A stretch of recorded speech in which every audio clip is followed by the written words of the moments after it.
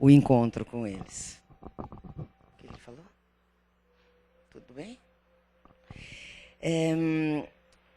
Nós, como sempre, temos os nossos recadinhos no início das nossas palestras. O recadinho de hoje, o principal, é que a nossa viagem para Araxá, que será no dia 15 de novembro, ainda tem alguns lugares nos ônibus. Então, quem estiver interessado, só falar com o dirigente do dia, principalmente com a Sandra. É uma viagem muito gratificante. Quem já teve a oportunidade de ir, nós conhecemos lugares diferentes, lugares de trabalhos assistenciais, e voltamos todos muito renovados. Não por estar vendo outros trabalhos, digamos, maiores, mas pela nossa doação. E toda vez que a gente doa, não é? A gente volta recebendo em dobro, em triplo, tudo que doamos no lugar, né? A outra novidade, que não é tão novidade assim, mas como nós temos pessoas aqui que vêm pela primeira vez e que não vêm faz algum tempo, notícia é que nós temos um novo trabalho com gestantes aos sábados. Então, todo primeiro e terceiro sábado do mês, nós temos um trabalho de orientação, com palestras, estamos alternando com os dias da cesta básica. E as gestantes recebem, no final, um enxovalzinho para o seu bebê. E, óbvio, né, damos um cunho bastante moral e elucidativo para todas elas.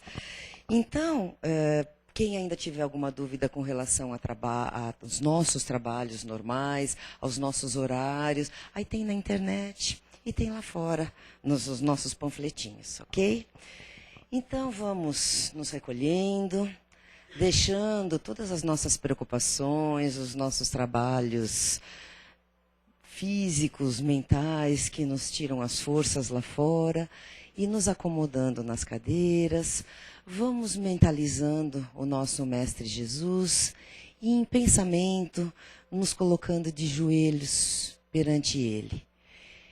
Amado Mestre, receba o nosso agradecimento por podermos estar aqui, mais uma vez reunidos em Teu nome. Te pedimos, Senhor Jesus, jorre um intenso facho de Tua luz sobre esta casa abençoada, que nos acolhe com tanto carinho. Abençoe a cada um presente, abençoe os nossos lares, para que possamos voltar recarregados e colocar em prática tudo que aqui recebemos.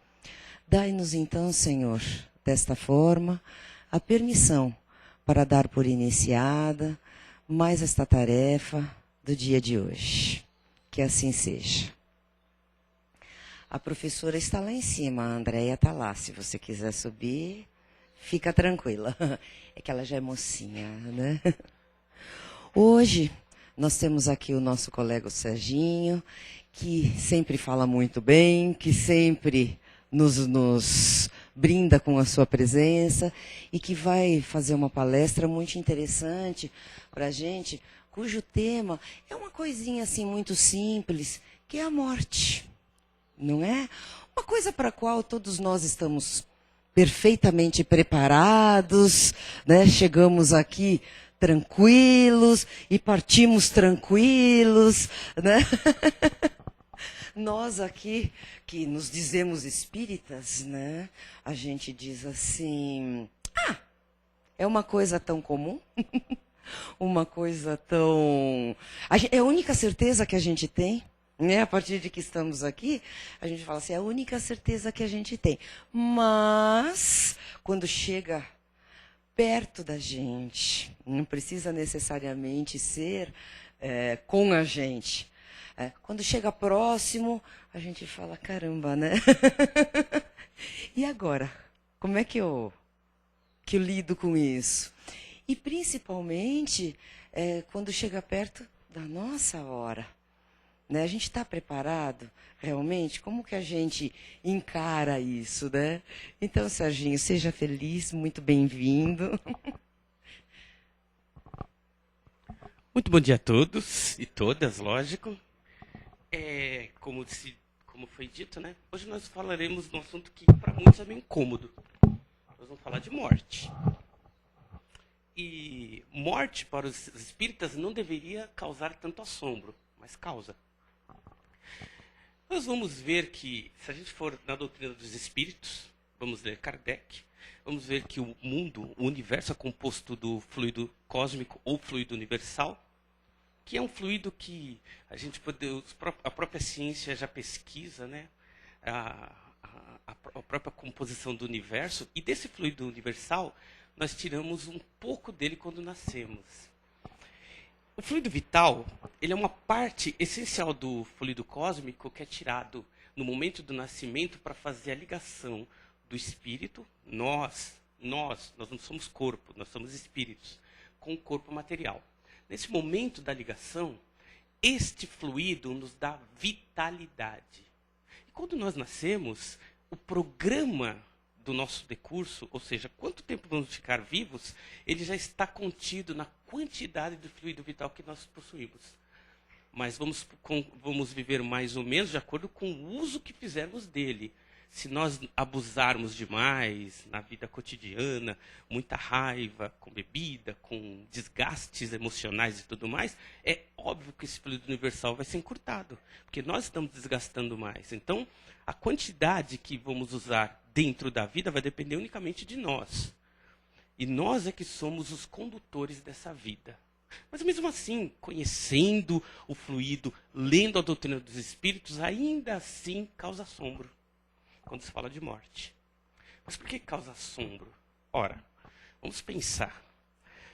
A ciência hoje, e a gente vai pegar vários cientistas, eles fazem o possível para desgastar a imagem religiosa.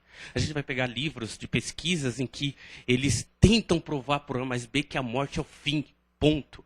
Nós vamos ver livros, vamos ver pesquisadores, vamos ver pesquisas na internet de homens que estão com uma bandeira levantada para provar por A mais B de que a vida termina na matéria. E por nós vivemos na matéria, a gente tem uma predisposição a aceitar muito mais fácil os argumentos de quem pesquisa a matéria. E aí o que acontece? Nós vivemos um conflito interno. E afinal, e o fim de tudo gera angústia. Em todos. É normal. Todo mundo pensa, pô, mas depois de viver tanto, de aprender tanto, acabou. Acaba ali. Eu morro, meu fluido se esgota e eu acabo como consciência. E aí começamos então a ir para o lado da religião. E se nós formos ver a religião do passado, ela nunca nos explicou direito também o conceito da morte. Nos esperava a questão do inferno ou do céu. Santo Agostinho, numa das suas filosóficas transcendências, ele transcendeu quando alguém virou para ele e falou, mas eu não sou tão mal nem tão ruim, eu vou para o céu ou para o inferno? Nasci o purgatório aí. Porque ele criou esse conceito de purgatório, porque ele falou, é verdade, a maioria das pessoas não são tão boas para ir para o céu, nem tão ruins para ir para o inferno. Então vamos para o purgatório, que é o meio termo. O purgatório foi criado para dar noção para as pessoas de que algum alívio tem. Calma aí, eu ainda posso ser salvo. Mas na descrição de inferno, e se fala tanto dele, ela gera tanto impacto na gente, que a gente também tem, dentro das religiões do passado, a gente vai vendo que mesmo as pessoas que aceitavam demais a religião, sofriam com isso. Pena eterna. Que Deus é esse que dá uma vida de 60, 80 anos para a pessoa, errou. Vai ficar eternamente. Gente, é muito tempo eternamente. É muito tempo. Ficar eternamente queimando. Vocês já queimaram o dedo? Já queimaram? Imagina ficar queimando toda a vida. Toda a vida é essa vida, não eternamente, quer dizer, não vai ter fim. Então, isso gera muito mais angústia do que a ciência. É melhor acabar, não é? Então acaba na matéria, pelo amor de Deus. Porque se eu tiver que passar por uma provação e ficar eternamente, depois de 60, 80 aninhos de vida, eu tiver que ficar eternamente queimando, eu prefiro nem... Acaba aqui, eu sofro menos. Então, nós vemos que, tanto pela ciência, quanto pelas religiões antigas, nós tínhamos um problema muito sério. Afinal de contas, a gente fica naquela situação complicada. E normalmente, quando a gente enfrenta a morte dentro da família, vem à tona essa angústia. E agora? Foi. Está aqui. Continua. Não continua? E onde a gente vai? Nós temos um caso, até que o Chico, ele trabalhava dentro dos conceitos da vida e ele conhecia muito bem a vida espiritual. Tanto que ele dava exemplos da vida espiritual, porque ele vivenciava muito isso. Certa vez, um morador lá de perto da cidade dele falou: Chico, eu recebi uma comunicação de que existe uma casinha verde lá no mundo espiritual te esperando. E o Chico vira para o morador e fala: não, eu prefiro ficar na minha casinha amarela por enquanto, né? Não porque o Chico não acreditava, não pensava nisso, mas ele acreditava no trabalho. O trabalho está aqui. Um político famoso, que os jovens não vão conhecer, mas que o pessoal da minha época vai conhecer, Ulisses Guimarães, ele tinha um pavor da morte. E ele falava isso em público. Ele dizia o seguinte: quando no meu enterro alguém me ver, né, eu for o símbolo do enterro, eu falar, ali vai alguém conformado. E o coitado nem enterro teve no final, né, porque o helicóptero caiu e ele foi sepultado no próprio oceano. Mas ele tinha um pavor da morte. Aquilo destruía ele. Ele deixava isso muito claro. E o exemplo dele serve para a gente entender. Afinal de contas, esse medo, esse pavor vai corroendo a pessoa durante a vida inteira. Porque a maioria das pessoas tem o escapismo. O que é o escapismo? É não pensar nela. A maioria de nós não pensa nela até que ela se aproxima. A morte está longe. Alguém próximo de nós morre, a gente lembra dela. Inconscientemente, por medo dela, a gente gera o escapismo de novo e esquece. Então a gente vive como se ela não existisse até o momento em que ela aparece.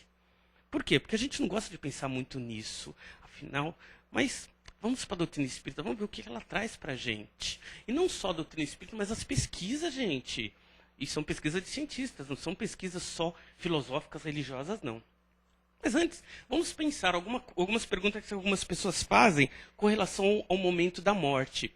As pessoas perguntaram para os espíritos, mas no momento da morte a pessoa ela tem a consciência do que ela foi, do que ela é? Os espíritos falam. Muda de espírito para espírito. Mas no momento em que a pessoa tem o esclarecimento, ou seja, ela desperta, ela continua tendo a mesma consciência que tinha em vida, como assim estivesse encarnado. Mas as vidas passadas vêm com o tempo. O André Luiz até comenta sobre isso. As vidas passadas não vão vir de imediato para a gente. Ela vem de acordo com a vivência no mundo espiritual. E a gente vai reencarnando aos poucos, vai recordando aos poucos, até porque não é útil ter uma recordação dinâmica daquilo que nós fizemos. E olha, nós não fizemos coisas boas no passado, porque a maioria de nós vem de reconciliação, de estrutura, de construção espiritual. A grande maioria de nós ainda está construindo um momento bom. Então nós estamos criando em nós essa condição boa para evoluir. E aí vem aquela questão, mas quando acontece a morte, aquele momento enfático, como é que o espírito se sente? E os espíritos nos explicam. Vocês alguma vez já acordaram determinado dia da semana sem saber que hora é, que dia é? Afinal, já é sábado ou é domingo? Afinal, trabalho ou não trabalho? Já tiveram esse é o despertar da morte. É exatamente esse momento, só que ela dura muito ou menos tempo de acordo de espírito para espírito. Então o que acontece? Tem pessoas que ficam essa ênfase entre acordado e despertado por muitos anos, de acordo com a sua própria condição espiritual. Outros não. Alguns minutos depois ela, eu sei o que eu sou, sei quem sou, sei o que eu estou fazendo. Então esse despertar é muito parecido com aquele quando a gente acorda e não tem lembrança direito do que está fazendo, se que dia de semana é. Muito próximo disso. E alguns espíritos, tem um caso narrado por Ivone Pereira, que conta um caso de um espírito que certa vez ele estava saindo do trabalho, encontrou um amigo, deu um esbarrão no amigo sem querer, falou você, e fazia muitos anos que eles não se encontravam, e começaram a conversar muito animadamente. Aí ele, muito feliz, foi, aí veio um carro, ele pulou para trás, o carro passou, e ele estava indo para o trabalho lá, e de repente, pum, esbarrou de novo no amigo. Falou, você de novo? De novo não. Você está aqui no mundo espiritual caminhando há 100 anos. O que é isso? É o despertar que não veio para ele. Teve que vir um amigo de novo lá e dar um despertão nele, para ele acordar. Por que acontece isso? Porque o choque entre a vida e a morte, para muitas pessoas é maior ou menor de acordo com a própria aceitação da morte. Tem pessoas que não aceitam a ponto de, mesmo desencarnadas, vivem como se estivessem vivos. Um conto que o próprio André Luiz fala que ele está num barco, e aí lá no barco ele vê um espírito lá, passeando. Aí o mentor fala, vai conversar com ele, André, você tem curiosidade? Ele vai e fala, o que você está fazendo aqui? É que eu vivi minha vida com tanta pobreza, eu vi esses barcos andando por aí, eu sempre quis viajar no barco. Aí, então você passa a sua vida aqui, espiritual, aqui dentro, eu me divirto, eu vejo show, quando eu quero beber alguma coisa eu toco, porque aí, através de um processo obsessivo muito sutil, ele faz com que a pessoa bebe ele através do fluido, ele também recebia, a pessoa comia através do fluido, ele se alimentava e por aí vai. E ele ficava lá no navio, viajando. Então o André volta para o mentor e fala, mas quanto tempo ele vai ficar aí? Ele fala, André, esse aí vai ter uma hora que vai enjoar. Porque não tem como, vai ter uma hora que ele vai falar, e agora? E nesse momento é que ele começa a buscar de novo o caminho da redenção, do próprio aprimoramento espiritual. Para todos nós é assim. Nós temos escolhas, não é? Então desencarnei e agora o que eu faço da minha vida? Se eu estou numa situação em que eu estou preparado, eu já vou buscar. Se eu, não, deixa eu passear um pouco, é a escolha do espírito. Paciência. Ele está lá, nós temos livre-arbítrio não só quando encarnados, também como desencarnados. E as pessoas têm uma dúvida muito grande com relação aos jovens, afinal de contas, os bebês, por exemplo. Por que desencarnam as crianças ainda no ventre? Meu Deus do céu! Primeira pergunta, por quê? E aí o Espírito fala, é uma aprovação dos pais, não do filho. Porque o filho, quando ainda está no ventre, nem sequer tem noção disso. E aí o que acontece? Normalmente, esse espírito é colocado numa outra gestação, porque ele já está numa condição de estar numa próxima gestação próxima ali, onde ele acaba reencarnando normalmente. Mas para aqueles pais foi uma aprovação. E acontece dessa forma. E aí vem a outra pergunta, mas e jovens com 10, 11, 15 anos? Por que morrem? E os próprios espíritos comentam também. É da experiência. Alguns espíritos, eles precisam passar por essas experiências, por algo do passado, mas, via de regra, os espíritos comentam, aqueles que vivem mais, devem mais. Aqueles que vivem menos, devem menos. Ou seja, é necessário que a gente entenda que a nossa experiência de viver mais anos é necessária, porque a gente precisa estar aqui. Aqueles jovens, muitas vezes, precisavam daquele tempo para aquele aprendizado. Vão reencarnar num outro para viver uma vida completa? Sim, mas para aquele momento, para aquela configuração espiritual que ele necessitava, era o necessário para ele. E aí as pessoas perguntaram, mas um jovem, 14, 15, 10 anos, quando desencarna, qual é a situação de memória dele? Os espíritos comentam. Se for um espírito evoluído, ele volta à estatura normal de um homem normal, porque é do espírito isso. Ele volta à configuração normal. Mas a maioria de nós encarnados aqui mantemos a mesma condição. Então, o menino que desencarna com 10 anos, se ele não for colocado for encaminhado para uma reencarnação, ele vai continuar com 10 anos durante todo o tempo na vida espiritual até reencarnar. Por quê? Porque é limitação espiritual ou condição espiritual em que a gente se encontra. Espíritos mais evoluídos conseguem reconfigurar o espírito do jeito que querem. Pessoas mais idosas, quando desencarnam, tendem a ficar jovens no mundo espiritual. Configuração espiritual, é do espírito. Ele não está preso à matéria mais. Então ele consegue trabalhar isso melhor do que muitos outros que já não conseguem. Então a gente vai encontrar no mundo espiritual pessoas de todas as idades. Um pouco por própria limitação espiritual, outro por preferência. Preferência por quê? Porque pessoas, quando vão se apresentar aos amigos que acabaram de reencarnar, moldam o perispírito com a configuração daquela pessoa como ela conhecia ela. Imagina, minha avó. Aí lá no mundo espiritual, minha avó prefere ficar com uma idade de 20 anos. Se eu desencarno e vejo minha avó, eu vou reconhecer? Não. Ela volta a ter aquela aparência que eu conhecia como minha avó para se apresentar para mim. Eu falo, é minha avó. Aí eu consigo ter aquela condição de entender melhor a passagem. Então os espíritos eles fazem isso também para ter conformidade com nossa condição. Porque a gente não espera, do outro lado, encontrar uma pessoa com uma outra forma, com uma outra característica de face, mente e tal, e tudo mais. Mas, dentro dessas condições espíritos e mentais, vamos entender como é que funciona, então, a condição de aceitação da morte. Porque, volto a dizer, aquele pavor, aquele medo que a maioria tem, e tem da morte, é por falta de conhecimento, mesmo estudando a doutrina espírita. Estuda, lê, entende, mas muitas vezes inconscientemente não aceita. Então, muitos de nós ainda temos essa, e temos que superar isso, porque está em nós. Viver uma vida receando aquilo que vai acontecer é viver uma vida presa. A gente não pode se prender a isso. A gente tem que se libertar. E uma vida liberta é uma vida mais feliz. Quando a gente tem liberdade, a gente tem muito mais felicidade. Nos tempos atuais, a gente ouve falar muito de experimentos que a ciência tabula como EQM. Alguém já ouviu falar? Experiência de quase morte. Pois é. Experiência de quase morte, ele não só está sendo veiculado, a gente vê isso em livros, em palestras e na internet, mas a gente vê muita pesquisa sendo feita. No Brasil mesmo, foram lançados vários livros a respeito, e num deles a gente viu casos em que pessoas que eram totalmente alheias à religião.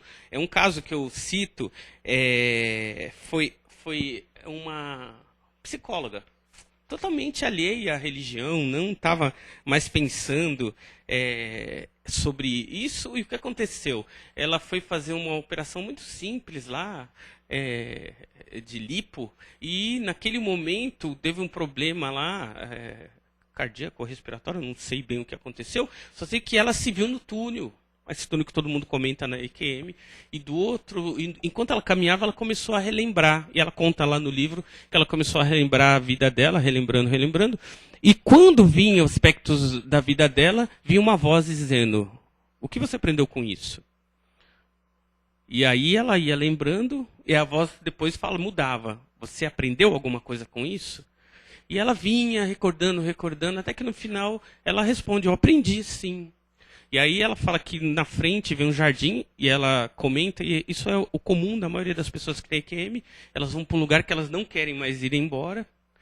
E naquele momento vem a lembrança dos filhos dela, jovens ainda, muito jovens, precisando dela. E ela fala, foi no único momento em que ela fala, em que ela lembrou que estava morrendo, porque até então para ela aquilo não era morte. Aquilo era um caminho que ela estava indo, aí naquele momento não posso morrer. Nesse momento ela leva o choque e volta, aí a pressão lá onde ela estava sendo operada volta ao normal, e o médico consegue fazer ressuscitação e ela vem para contar o caso, né? E tem vários casos desse, e a história é a mesma. Os americanos, intrigados com isso, começaram a pesquisar sobre o fenômeno, falar, mas deve ser alucinação.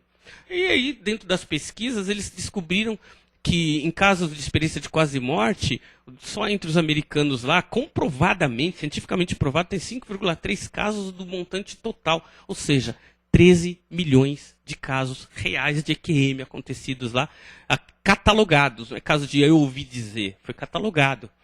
E aí, o Dr. Moore, que é um médico americano, começou a pesquisar mais profundamente isso. Na década de 80, ele escreveu um livro sobre EQM, relatando 2.000 casos desses de EQM, em que ele participou deles. Porque no dia a dia dele como médico, ele começou a ir atrás desses casos, conversar com os pacientes, e começou a perceber a veracidade disso. Uma médica americana leu o livro dele, mas totalmente cética sobre isso, ainda dentro do conceito de que aquilo é uma alucinação mental. Ela simplesmente ela estava fazendo operação numa menina de 7 anos, e a menina de 7 anos ela veio a falecer, entrou em óbito naquele momento. E aí tem aquele caso, né? 3 minutos após a morte, o cérebro começa a ter a morte cerebral. A menina, depois de 19 minutos, foi ressuscitada. E, interessante, ela não teve nenhuma sequela. Ela voltou ao normal. E aí, quando ela volta, ela começa a descrever que ela foi para o jardim, que viu o túnel, foi para o jardim, e lá tinha familiares que ela não conhecia, contando que ela precisava voltar. E ela não queria ir embora. Então veio na mente dela a figura da mãe e do irmão, que eram muito importantes para ela. Aí ela resolve voltar. Nisso já passaram 19 minutos. E ela volta, é ressuscitada. E ela conta isso para a médica. A médica então começa a pesquisar. Olha que interessante. A médica começa a pesquisar não porque ela acreditou na menina. Ela começa a pesquisar para comprovar que aquilo era uma alucinação.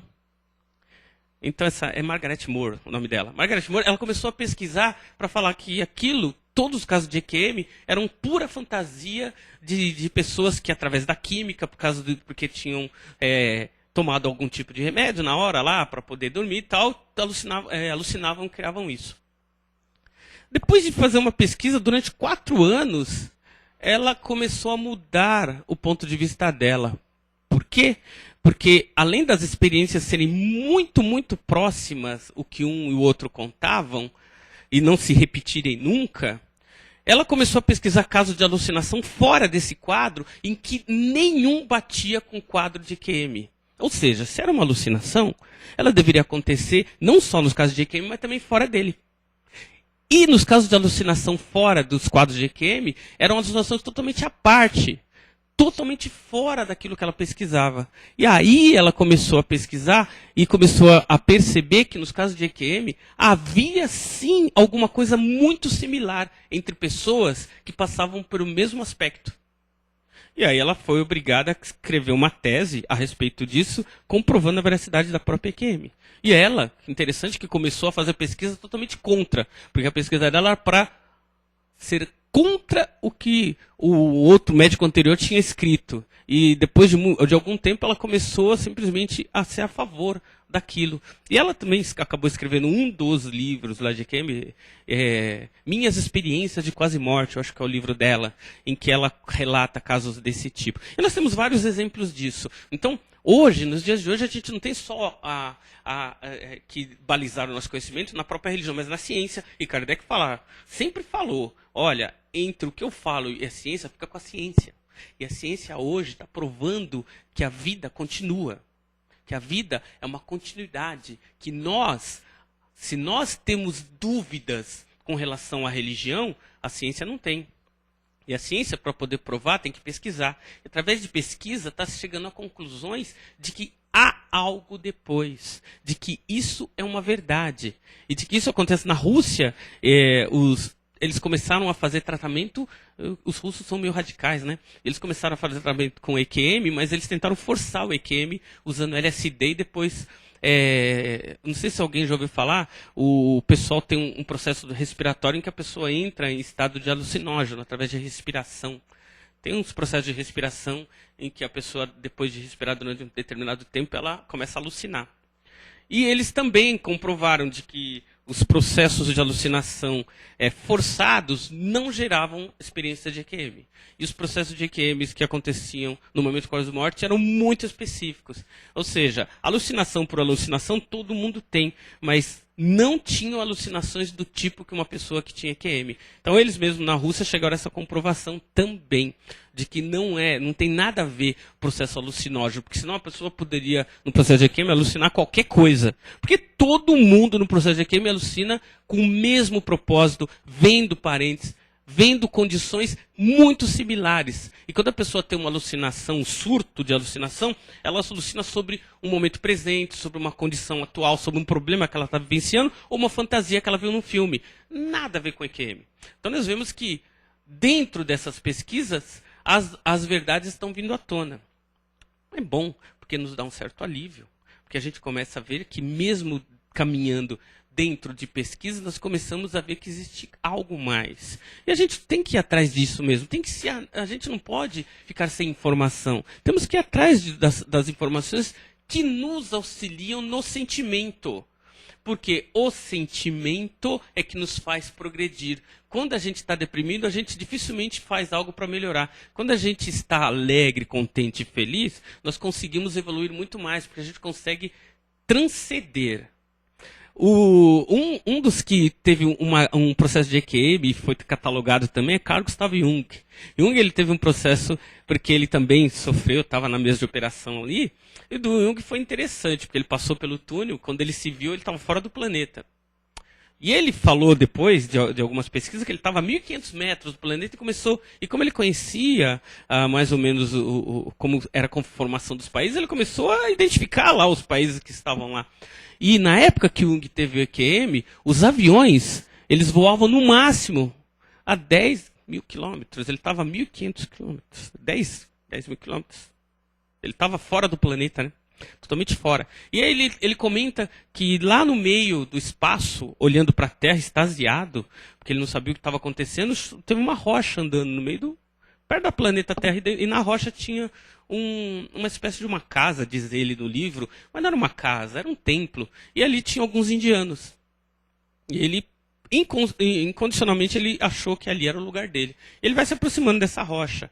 Quando ele se aproxima, aparece do lado o médico que estava operando ele, desdobrado ainda, porque ele fala que ele descreve o cordão indo do médico para a terra. E o médico vai para ele e fala, olha, foi autorizado pelos espíritos a te falar que a tua hora ainda não chegou. Aí o Jung volta na hora para o corpo, aí ele volta a respirar. A partir daí, o Jung, ele foi seguidor de Freud, mas depois que ele passa por essa experiência, ele se destaca totalmente à parte de Freud, começa a buscar o misticismo. Quem acompanha as obras de Jung vai perceber que ele vai para a Índia, ele começa a fazer meditação, muda totalmente o conceito de vida. Isso não aconteceu só com Jung, aconteceu com todos. Todo mundo que passou por experiência de EQM mudou radicalmente a sua vida, começou a ter mais vida, começou a ser mais feliz, começou a mudar as condições de pensamento e sentimentos em relação à família, às pessoas e ao mundo. Então a morte, palavra, ela tem que ser esquecida como um momento de fim ou um momento de sofrimento. Nós temos que entender ela como transição. O fim do fluido vital é reinício de novas experiências. Nós temos que trazer isso para nós, para que isso seja um alento e não uma dor. Quando perdemos alguém, a dor da separação é grande, mas nós não temos que colocar isso como uma perda no sentido de fim, e sim numa transformação. Alguém fez uma viagem distante. Um dia nos reencontraremos. Isso faz parte da vida. Isso nos dá alento. Então nós temos sim, não é? Nós vamos acreditar, não é isso. Nós temos que acreditar, porque isso nos dá mais condição para progredir. Ter medo estanca, para. Ter esperança, ter condição espiritual de aceitar algo novo, nos faz evoluir. E a proposta da doutrina espírita é a evolução. Estamos todos aqui para aprender. Então vamos aproveitar ao máximo, enquanto durar nosso fluido vital, o aprendizado. Muita paz a todos.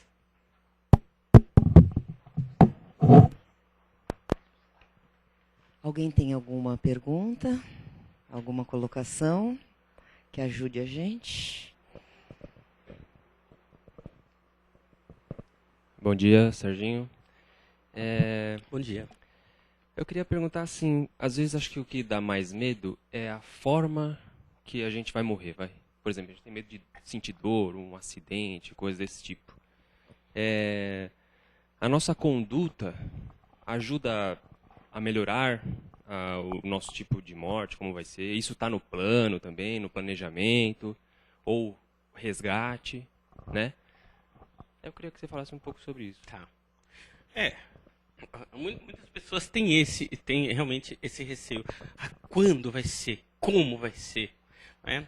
E isso não deveria ser a prioridade na nossa vida. Agora, uma conduta melhor no dia a dia, nos melhorando, não só nos faz melhorar na vida diária, mas também nos previne a condições em que a gente sofreria mais. Tem um caso relatado, não de morte, mas que serve, por exemplo, para esse exemplo, que o irmão X ele comenta uma história de um homem trabalhador na seara espírita, e trabalhava, e divulgava, e ajudava todo mundo, e lá ele trabalhava numa empresa e cortou o dedo, a serra lá onde ele trabalhava, cortou o dedo, todo mundo, nossa, coitado, tão bom, fazia tão bem, perdeu o dedo. Ele, no começo, não, isso acontece, perdi o dedinho, mas tudo bem. Mas tantas pessoas ficavam ali com dó, falando sobre isso, que ele começou a pensar, é verdade, poxa, eu trabalho tanto, faço tão bem e ainda eu perco o dedo. E aí ele vai conversar com, certa feita, o mentor está lá na casa, conversando com os trabalhadores, e o mentor chama ele e fala, sinto que você tem uma questão, né? O mentor fala para ele. Ele fala, eu queria saber por que, né, eu perdi o dedo. Ele falou, porque você é um bom trabalhador. Que? Você é um bom trabalhador, você é honesto, você é sincero, você ajuda todo mundo. Por isso que você perdeu o dedo. Mas isso é a paga do que eu faço? Porque senão você perderia o braço.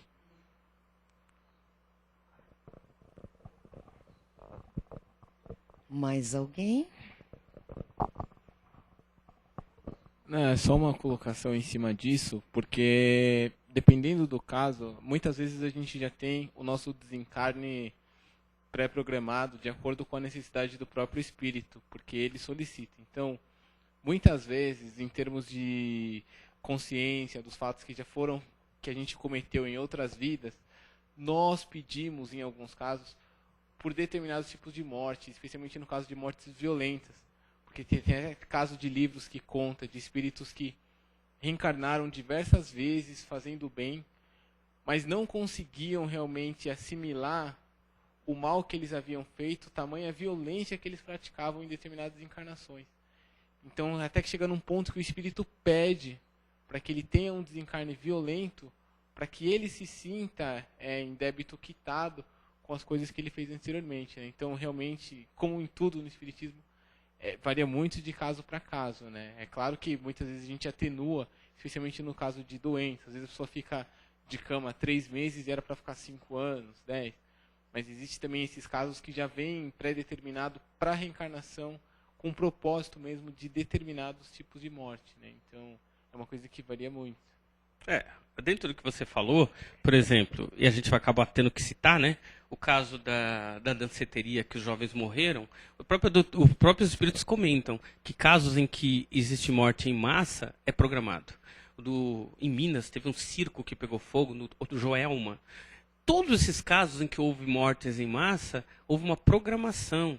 Tanto que o avião da TAM, né, teve um dos casos em que foi narrado por um espírito, ele comentando, inclusive, sobre a queda daquele avião da TAM, que morreu várias pessoas. E ele falando que teve pessoas que perdeu o voo. E o fulano pegou o voo no lugar dele, porque ele estava vago. Ou seja, tudo isso é programado. Nada acontece por acaso. Então, mesmo em acidentes desse tipo, há uma programação para isso. Mesmo em casos em que é uma tragédia, gente, é uma tragédia, sim, a gente sabe disso. Mas os espíritos, eles comentam que esses casos são usados porque há um resgate em massa. E todos aqueles espíritos, em algum momento no mundo espiritual, se comprometeram. A gente esquece, graças a Deus, né? Porque senão lembrar que a gente vai passar por isso é horrível. Então a gente se esquece disso para poder passar pela experiência. Mas por quê? O nosso inconsciente, ele guarda tudo que a gente fez durante nossa primeira encarnação, até hoje. Está tudo gravado no nosso inconsciente. É a nossa memória espiritual. Nossa memória espiritual está lá.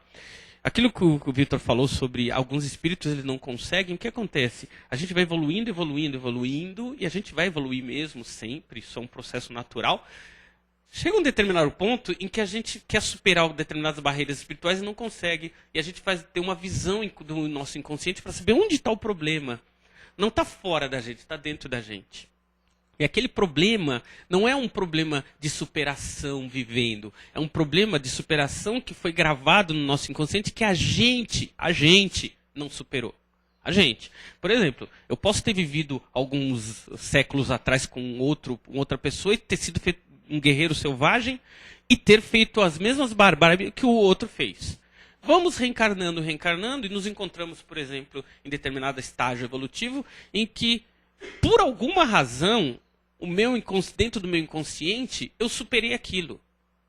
Ou não. Vamos trocar. O meu amigo, reencarnando, fizemos as mesmas coisas. Ele, tendo uma visão do inconsciente dele, ele superou. Porque é uma questão pessoal isso. Ele superou, não está gravado no cosmo. Alguém não vai me falar, você vai ter que passar. Não, nós é uma cobrança pessoal. Ele superou, eu não. E por mais que eu faça, o meu sentimento ainda não coaduna com a falta que eu cometi. A dele ele já superou. Então ele vai consegue passar por aquela fase ou não. E aí eu me vejo na necessidade de passar por uma transformação radical. E muitas vezes essa transformação é boa para mim. É sempre uma questão pessoal, nunca é uma questão geral. E todos nós, quando estamos no mundo espiritual, a gente tem tanta consciência disso, que o André Luiz comenta, a gente pede muito mais coisa para passar por dificuldade do que a gente pode aguentar. E o mentor fala, calma. A gente fala, olha, eu prefiro nascer sem o braço, sem a perna, com a boca torta. E é verdade, a gente pede tudo isso porque a gente quer progredir. Só que quando a gente está aqui, como a gente não lembra de nada, a gente reclama de tudo que a gente pediu, não é? E é isso que acontece. Então o mentor, sabendo a nossa fraqueza, ele nos limita. Olha, o que eu posso fazer, no máximo, é que você tenha... E aí ele coloca lá uma condição e a gente acha pouco, porque a gente não está aqui. Ah, isso? Então só vou ter problema com a minha sogra? Ah, tá bom.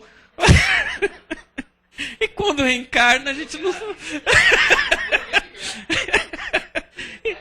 E é quando a gente vê, a gente não suporta, porque a gente fala, meu Deus, o que eu fiz? E a gente percebe que pois é, nossa, é melhor ser o braço. Que maldade. Mas, lembrando, ele lembrou, e Jesus comentou isso, se o teu olho for motivo de escândalo, arranca-o. Quando Jesus disse isso, é melhor nascer sem do que aquilo te gerar problema. Então Jesus foi muito radical nisso, mas é verdade isso. Quando ele comenta, aquilo que nos é motivo de escândalo, tira da gente. É melhor a gente nascer sem aquilo, porque senão a gente vai errar mais. E o André Luiz, ele comenta sobre isso. A gente passa a vida inteira fazendo um monte de coisa. Quando a gente está pertinho da morte, ali naqueles segundos finais, a gente se arrepende de tudo. E evolui só ali. A gente dá um salto evolutivo. Isso acontece, mas é nosso isso. Vai chegar um momento em que a gente vai precisar morrer para evoluir tanto, né? E aí a vida vai ser mais feliz. Mas a gente ainda não chegou lá ainda. Mais alguém? Eu sabia. Já estava olhando para você. Oi, Sérgio, tudo bem? Assim, você falou bastante sobre essa experiência de quase morte e tal, que é um assunto muito interessante, né? Há uns 14 anos, mais ou menos, eu nem era ligado nesse negócio de espiritismo e tal, não tinha nenhum conhecimento, assim, né? E aconteceu uma coisa comigo muito estranha durante a noite, assim, foi mais ou menos uns 3, 4 dias, né? Eu levantava durante a noite para ir ao banheiro, não sei, e no outro dia eu ficava pensando, falei, caramba, essa noite eu acordei, assim, eu não sei direito onde que eu fui, né? Porque eu me via passando por uma porta, assim, que seria a porta da minha casa que iria até o banheiro e tal. Mas eu não me lembrava de ir até o banheiro, né? Isso aconteceu umas 2, 3 vezes. Aí teve uma vez, né, nessas andanças aí, eu levantei, passei por uma porta assim, né? E comecei a encontrar pessoas, sabe? Mas várias pessoas, várias. Num espaço, assim, sei lá, de 10 segundos, eu encontrava como se fosse centenas de pessoas e conversava muito mesmo, sabe? E sentia aquela alegria no coração, assim, aquela... Sabe? Parecia que meu coração ia explodir, assim, sabe? Aí eu fui... Aquilo durou mais ou menos como se fosse o nosso tempo, assim, uns 10 minutos. Mas naqueles 10 minutos eu conseguia conversar muito, assim, com várias pessoas, muito. E aquele lapso, assim, no tempo que me deixava muito impressionado, assim, sabe? Aí chegou uma hora, né, que a pessoa falou assim, ó, vamos que já tá na hora de você voltar. Aí eu voltei, né, assim pro meu quarto lá e me lembro, tipo, como se eu fosse daqui até você, assim, andando, né? E eu tava deitado, assim, na cama, com o nariz virado pra cima, assim, sabe?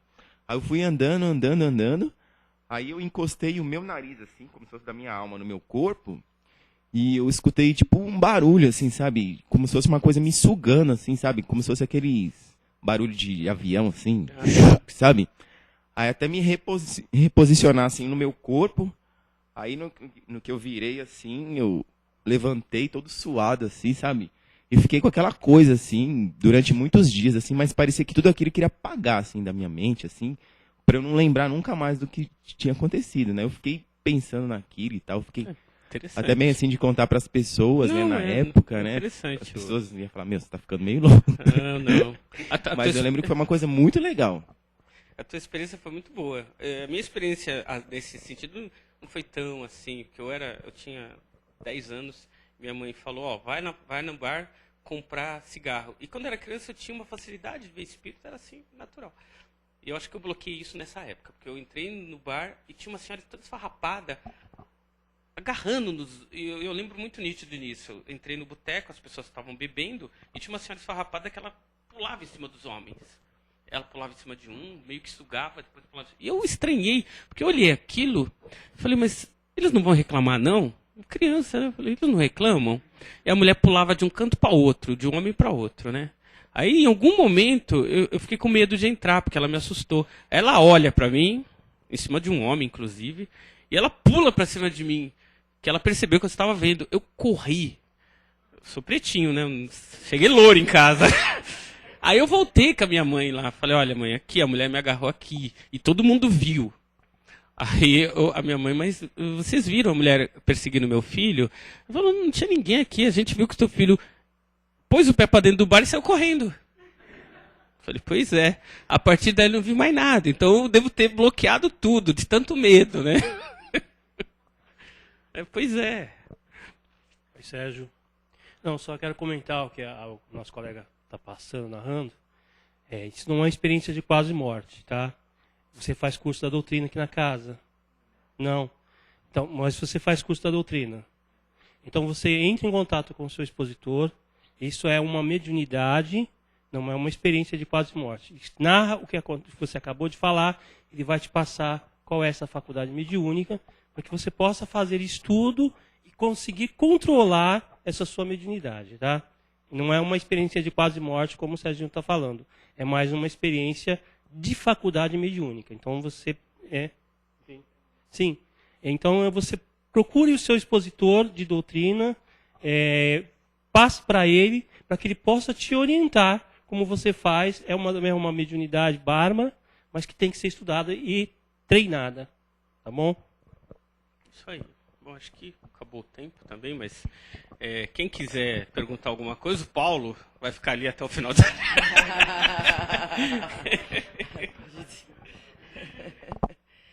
Obrigada, Serginho. Serginho sempre explica muito bem as coisas para a gente, né? Mas resumindo, gente, vamos viver de forma a não termos medo, né? A termos a consciência tranquila e orar pelos que momentaneamente se separaram da gente, para que eles recebam a luz suficiente para também poderem estar tranquilos e com a consciência tranquila de terem feito o melhor que puderam aqui, não é?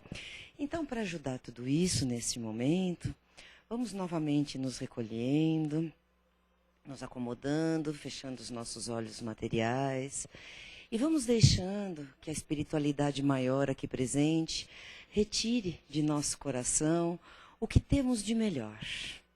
Vamos deixar que todo o amor, toda a caridade, toda a compreensão que temos possa ser utilizada aonde haja necessidade. Que os nossos amigos que nesse momento sofrem possam receber um pouquinho de alento em seus corações doídos. Sejam os que estão nas ruas, nos presídios, nos hospitais, que todos possam sentir um pouquinho de tranquilidade e de alívio pela nossa vibração de amor deste momento.